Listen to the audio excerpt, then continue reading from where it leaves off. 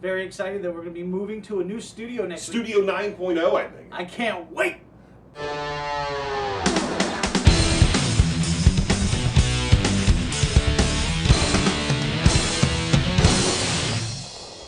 Welcome home, Meares Homo. Meares. Lucky week 13 is here. It's the same date as my birthday. That is the same date as your birthday. I am not doing well on my picks all of a sudden. No, now you're 4 games back. And I didn't do well in the video last week, as many people pointed out. Yeah, It was a bad week. They I didn't get much sleep. They said you were weak. Yeah, we'll see how you are because you're on about an hour's sleep yourself this week. We got 4 games we're going to do. Let's get into them.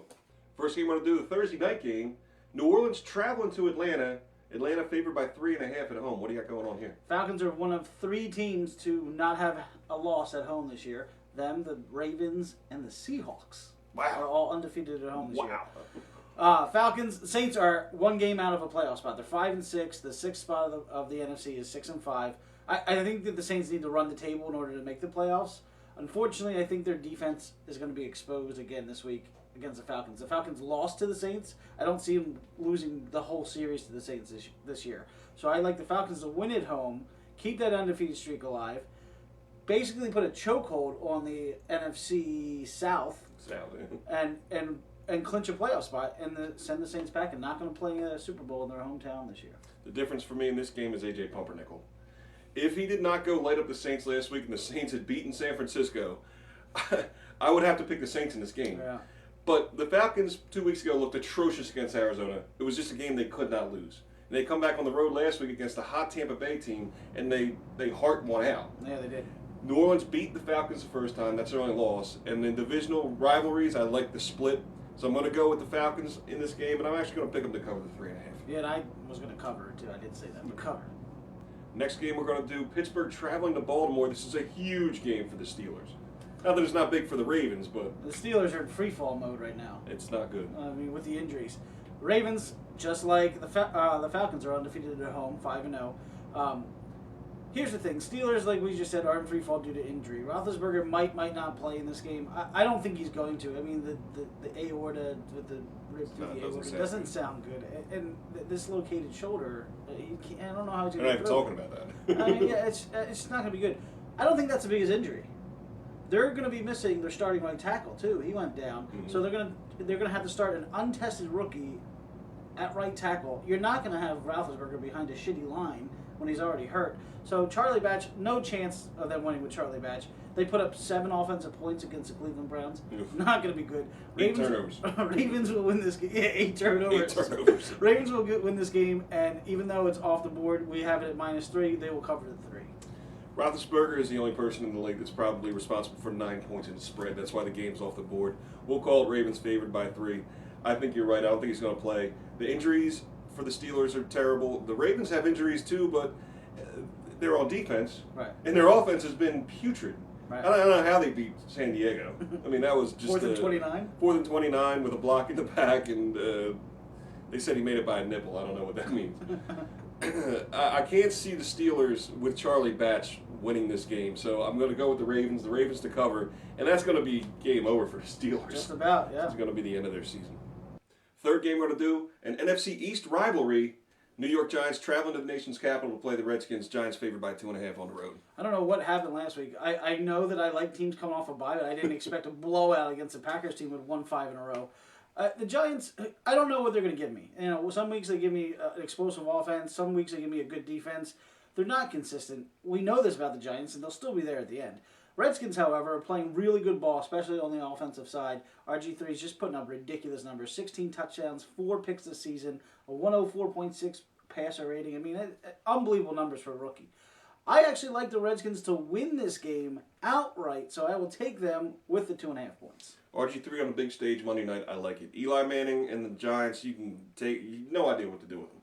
I looked at my pick'em pool, and I think I'm 2-9 in games involving the Giants, trying to just pick winners. This one, like I said, I like RG3 coming off back-to-back 4 touchdown games, perfect passer rating 2 weeks ago. Yeah. Last week through 3 quarters, I think he had a perfect passer rating. It was like 7 quarters of perfect passer rating for a rookie.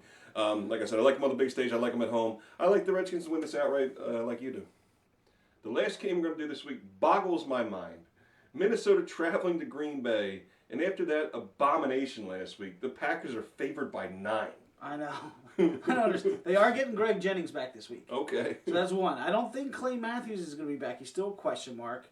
And they still don't have Cedric Benson, so they don't have a running game. And they have injuries on the offensive line like crazy, too. I just think that game against the Giants is going to be a wake-up call. They were winning 5 in a row. They were playing really good football. Who are you waking up? Hopefully the whole team.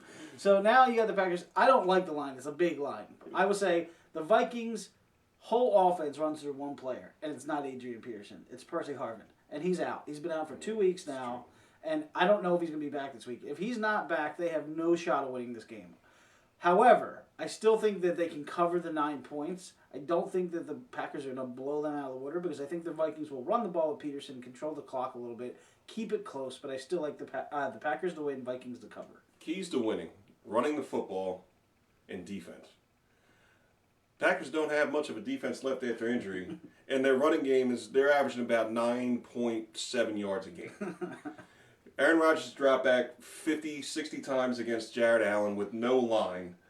I don't like the 9 points at all. Is it a wake-up call for the Packers, or is it just a swan song because they're that injured? I'm going to hedge here. I'm going to say the Packers win, Vikings cover, because I just can't see a 9-point line with the way the Packers looked and the injuries.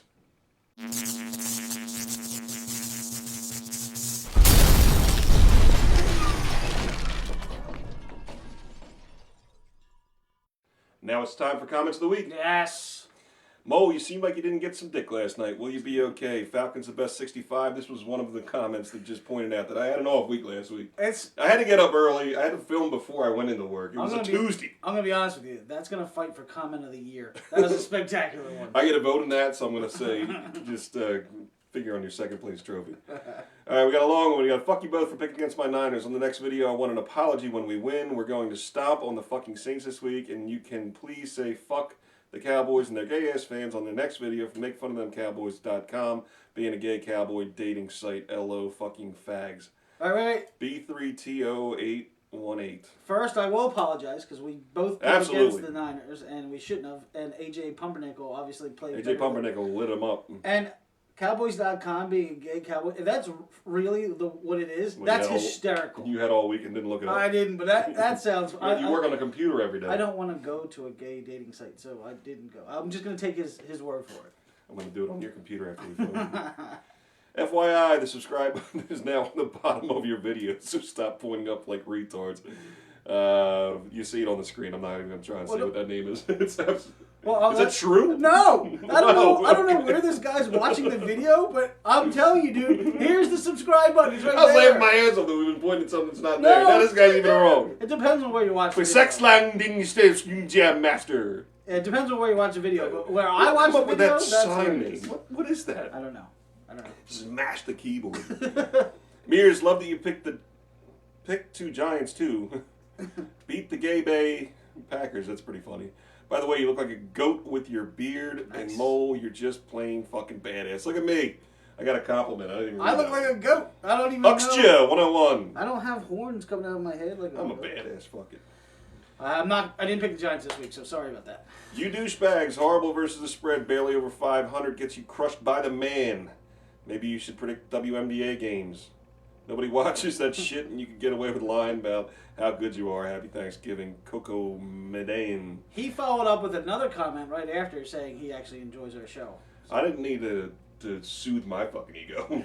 I'm 21, 24, and 2 against the spread. That's why I don't bet. Yeah, and people don't understand. We don't pick easy games. We take the toughest games, and we take ones with 9-point lines. Exactly. There you go. That's our show for week 13. Hopefully, I think we picked everything the same. We did, so you're finally learning to come on board with me.